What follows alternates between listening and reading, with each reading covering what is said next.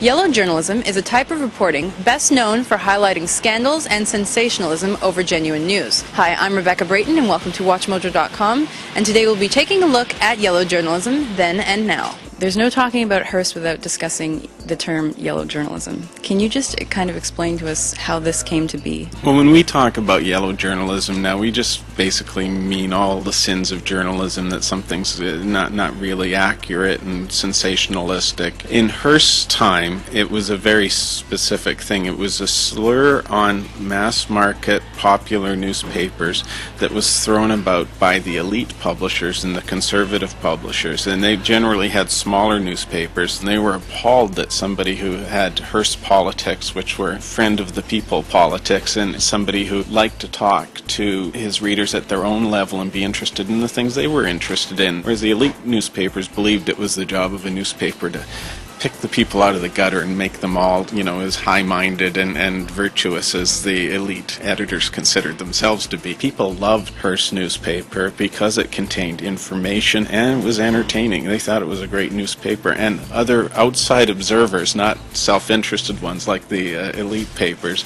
at the time, admitted that Hearst was producing value for his readers, and that it was actually a terrific read. A lot of the things that Hearst did at the time are still being done today. He made headlines bigger. He put bigger illustrations on front page. People like to look at pictures and they like to read headlines. Our newspapers today, the things we read, more resemble Hearst's at that time. Probably not as good as Hearst was at that time, but they more resemble Hearst than they do the old style elite newspapers, which were dull, gray, boring, and very pretentious.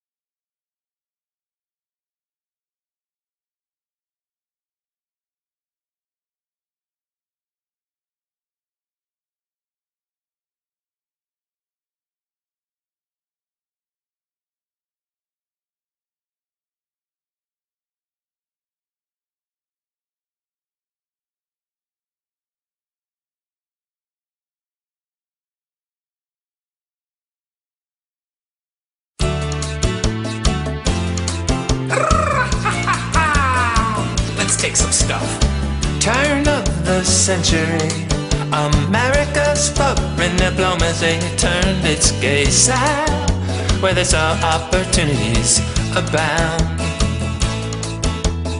Spain ruled Cuba, one of our closest of neighbors, for hundreds of years, but a Cuban rebellion Spain feared.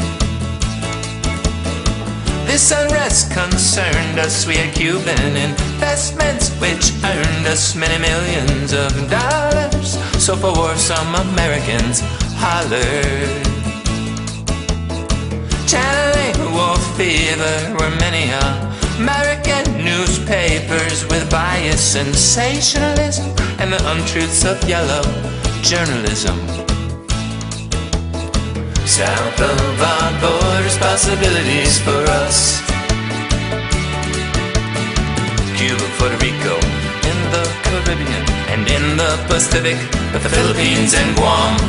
In 1898, the United States in a battleship made to the shores of Havana to protect all interests American.